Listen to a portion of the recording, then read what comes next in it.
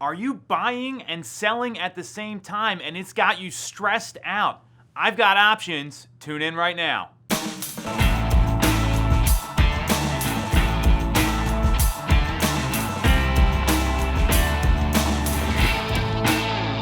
You're definitely going to want to watch this one.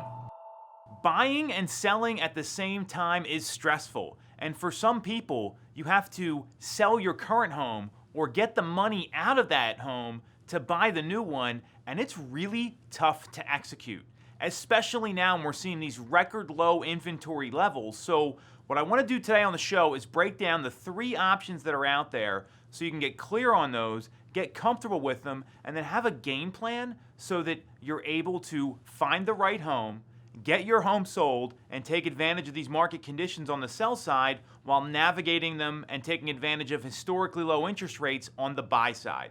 So the first option, and this one may not work for everybody, is tap the equity in your current home and have it available for a down payment.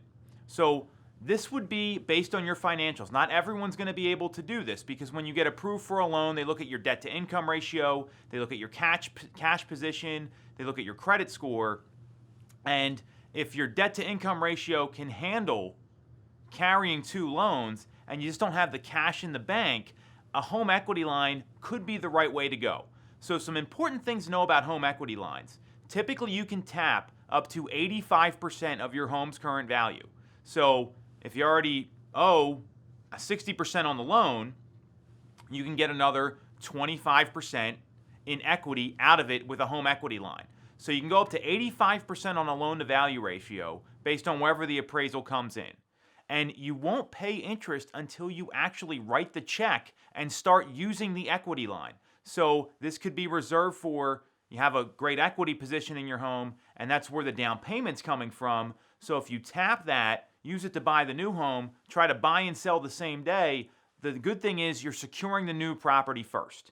So that's a great option if it's available. It's not available to everybody. It's not going to be an option for everyone because not everyone can qualify for that based on what their income is and what their current debt load is.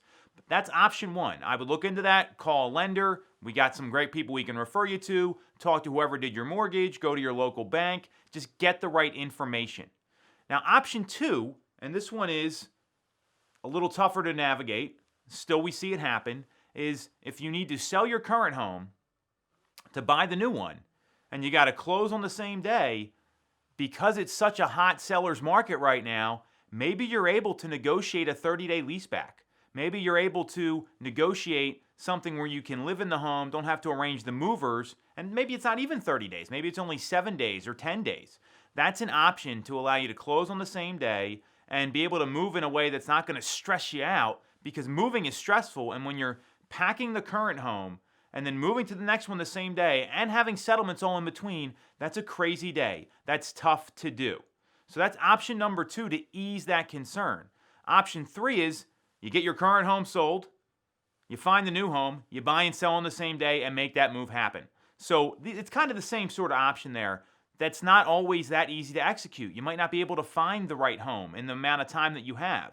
If you're selling your current home, you may only have 45 or 60 days to get out. So you may not have the ability to go find that next property, secure it, execute an agreement, and settle on the same day. So either a leaseback or buy and sell on the same day, they can make the process a lot easier. The third option, and this is the one that's probably the most painful, and that's why I call it the clear plan B, would be to find temporary housing or move in with a relative. So my man Nick behind the camera here, he just did that. Was not easy for him, was stressful, and it ended up getting him into the right home. So it may not be ideal. These market conditions aren't always ideal for purchasing. There's low rates you can really take advantage of here. I cannot stress this enough. You will save thousands of dollars by locking in mortgage rates in the high 2s or low 3s on a 30-year fixed loan. So if you're buying a home, that's the reason to do it. We know that it's a competitive market. We know that there's all these challenges that are out there, so it's really critical you look through these 3 options if you need to sell your current home to buy the new one. And obviously no one wants to go move in with their in-laws unless they have to, or go incur an additional expense with temporary housing. You got to get realistic with market conditions and look at the options that are out there.